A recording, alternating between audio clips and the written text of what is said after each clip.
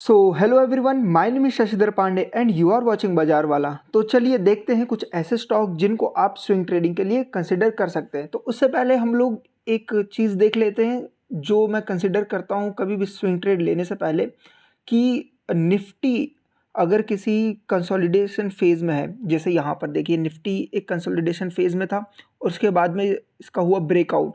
सो यहाँ पर मैं स्विंग ट्रेड्स लेना ज़्यादा प्रेफर करूँगा। क्यों? क्योंकि बहुत बार ऐसा होता है कि हम लोग स्विंग ट्रेड्स तो ले लेते हैं, लेकिन निफ्टी क्या करता है, कंसोलिडेट करने लग जाता है या तो फिर निफ्टी गिरने लग जाता है। तो इस वजह से क्या होता है कि हमारा एसएल हिट हो जाता है।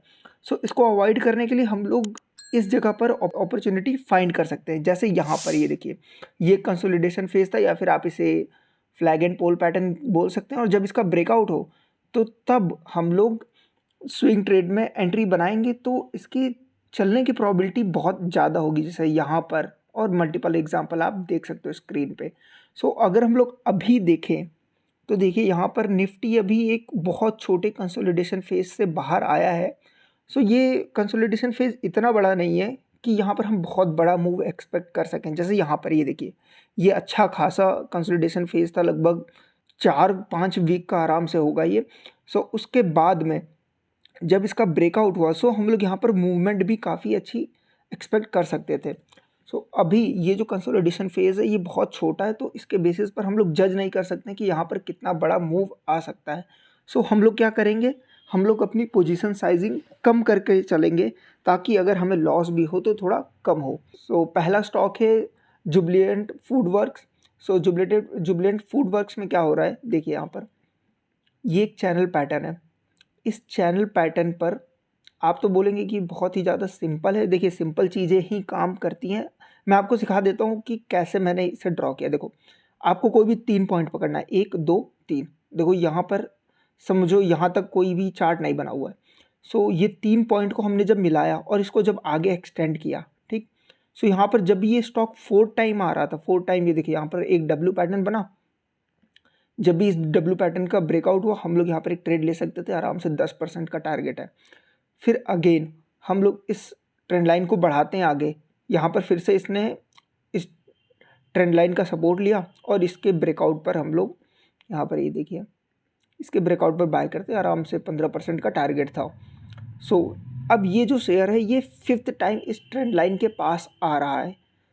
सो हम लोग क्या कर सकते हैं, यहाँ पर एक बाय का ट्रेड बना सकते हैं, लेकिन यहाँ पर रिस्क भी एसोसिएटेड है क्योंकि 5th टाइम या फिर 6th टाइम ये काफ़ी ज़्यादा ट्रेंड लाइन वीक हो जाती है, क्योंकि जितनी बार जो ट्रेंड लाइन टेस्ट होती है वो वीक होते चली जाती है।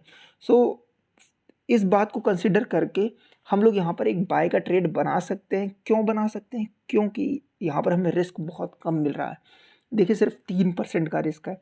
अगर आप 20,000 रुपये भी इसमें डालते हैं तो फिर भी सिर्फ 600 रुपये का ही लॉस है। अगला शेयर है ग्रेफाइट। ग्रेफाइट में देखिए एक ट्रायंगल सिमेट्रिक ट्रायंगल पैटर्न बन रहा था, उसके बाद में इस सिमेट्रिक ट्रायंगल पैटर्न का ब्रेकआउट हुआ, लेकिन ये देखिए इस ब्रेकआउट पर हमें एंट्री नहीं करनी चाहिए। क्यों? क्योंकि ये देखिए यहाँ पर मल्टीपल टाइम, ये देखिए यहाँ पर ये जो सपोर्ट था, यहाँ पर ये सपोर्ट रेजिस्टेंस की तरह वर्क किया। अब अगेन ये जो यहाँ पर इस रेजिस्टेंस ने अपना काम किया और ये स्टॉक इस जगह पर रेजिस्टेंस ले भी रहा है। सो हमें क्या करना है, हमें वेट करना है कि जब भी ये जो स्टॉक है एक अच्छी हेल्दी बिग बार या फिर बिग कैंडल के साथ ब्रेकआउट दे, सो हम लोग उस केस में यहाँ पर एक बाय का ट्रेड ले सकते हैं। सो देखिए टारगेट आप खुद भी लगाना सीख सकते हैं, बहुत ही ईजी है। आपको देखना है कि कहाँ पर बहुत तगड़ा सेल के साइड मार्केट आया था। जैसे ये देखिए यहाँ पर एक बहुत ही अच्छा सेल आया था मार्केट में। सो हम लोग इससे थोड़ा सा नीचे यहाँ पर हम लोग अपना टारगेट 1 लगा देंगे एंड देन यहाँ पर अगर इसको ब्रेक करता है तो फिर यहाँ पर टारगेट 2 हो जाएगा। और एसएल हम लोग प्रीवियस स्विंग के पास लगाते हैं। जैसे अगर यहाँ पर एक ब्रेकआउट कैंडल आई, सो हम लोग एसएल कहाँ पे लगाएंगे, एसएल जो उसका प्रीवियस स्विंग होगा। जैसे अगर कल को जाकर यहाँ पर एज्यूम करो यहाँ पर एक ब्रेकआउट आ जाता है तो हम लोग एसएल कहाँ लगाएंगे, ये जो स्विंग दिख रहा है आपको, ये स्विंग के नीचे हम लोग एसएल डाल सकते हैं। सो आई होप आपको समझ में आ गया होगा एसएल और टारगेट कैसे लगाना है। सो अगला शेयर है एमजीएल। एमजीएल को समझने के लिए हमें 1 मंथ टाइम फ्रेम पर आना पड़ेगा। सो देखिए 1 मंथ के टाइम फ्रेम पे आप देखोगे कि आपको बहुत ही अच्छा ब्रेकआउट दिख रहा होगा, लेकिन अभी आपको इस ब्रेकआउट को कंसिडर नहीं करना है, मैं इसे हटा देता हूँ। ये ब्रेकआउट एक फेक ब्रेकआउट भी हो सकता है।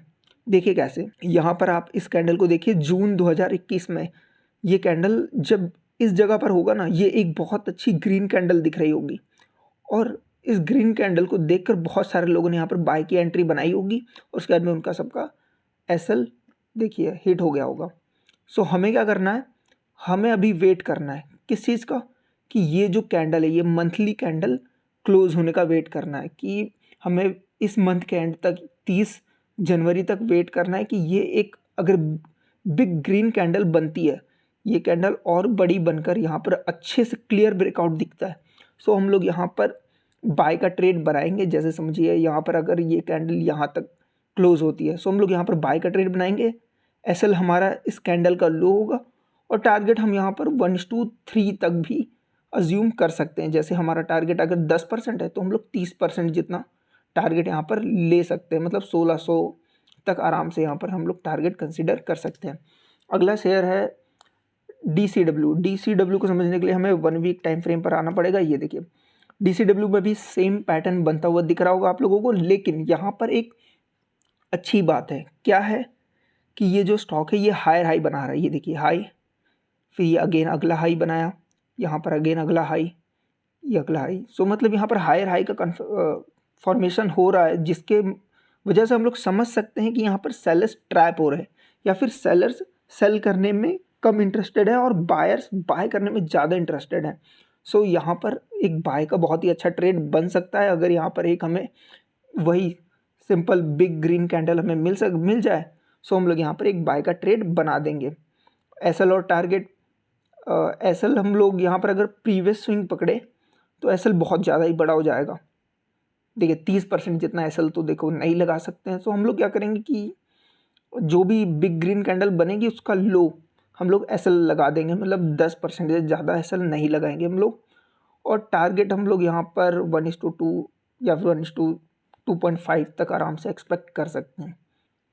सो अगला शेयर है आरती इंडस्ट्रीज़। सो आरती इंडस्ट्रीज़ में क्या हो रहा है कि ये देखिए एक फॉलिंग वेज पैटर्न बन रहा था। आई होप आपको पता होगा फॉलिंग वेज पैटर्न क्या होता है। अगर आपको नहीं पता है तो आप जाकर ऑनलाइन भी सर्च कर सकते हो। देखो फॉलिंग वेज पैटर्न का ब्रेकआउट हुआ, फिर इसमें लगभग 30% का आई गेस मूव आया था। हाँ देखिए लगभग इसमें 30% का मूव आया इस फॉलिंग वेज पैटर्न के ब्रेकआउट के बाद। तो देखिए अब इसमें ब्रेकआउट होने के बाद सो ये शेयर इस जगह पर रिटेस्ट करने आया है जहाँ पर ये मल्टीपल टाइम सपोर्ट और रेजिस्टेंस ले चुका है। ये देखिए यहाँ पर इसे रेजिस्टेंस मिला, फिर यहाँ पर एक सपोर्ट मिला इसे, फिर यहाँ पर सपोर्ट मिला, फिर यहाँ पर सपोर्ट मिला, फिर अगेन यहाँ पर इसे रेजिस्टेंस मिला। अब इस बहुत ही क्रूशल जगह पर ये शेयर आकर रुका हुआ है। अगर यहाँ से ये शेयर रेड कैंडल्स बनाते हुए नीचे चला जाता तो आपको इसको बिल्कुल हाथ नहीं लगाना है, आपको सोचना भी नहीं है इसको बाय करने के बारे में। लेकिन अगर इस शेयर में ऐसा होता है कि कुछ डब्ल्यू टाइप का पैटर्न बन जाता है, मतलब यहाँ पर एक सपोर्ट कंफर्म हो जाता है कि हाँ यहाँ पर सपोर्ट ले रहा है और फिर इसका ब्रेकआउट होता है, ये डबल बॉटम हो या फिर ट्रिपल बॉटम हो, कोई भी पैटर्न हो, बस हमें एक सपोर्ट दिखना चाहिए कि यहाँ पर ये सपोर्ट ले रहा है। सो उसके बाद ब्रेकआउट पर हम लोग ज़रूर से इसे बाय कर सकते हैं। सो टारगेट एसएल मैंने आपको पहले ही बता दिया कि एसएल हम लोग क्या लगाते हैं अगर यहाँ पर ब्रेकआउट होगा। सो एसएल हम लोग प्रीवियस स्विंग लगा देंगे, यानी कि ये वाला स्विंग हमारा एसएल हो जाएगा 7-8% का। और टारगेट हम लोग 1:2 आराम से एक्सपेक्ट कर सकते हैं, वरना आप इस तरीके से भी टारगेट लगा सकते हो। देखो लास्ट टाइम फॉल कहाँ से आया था, इस जगह से काफ़ी अच्छा फॉल आया था।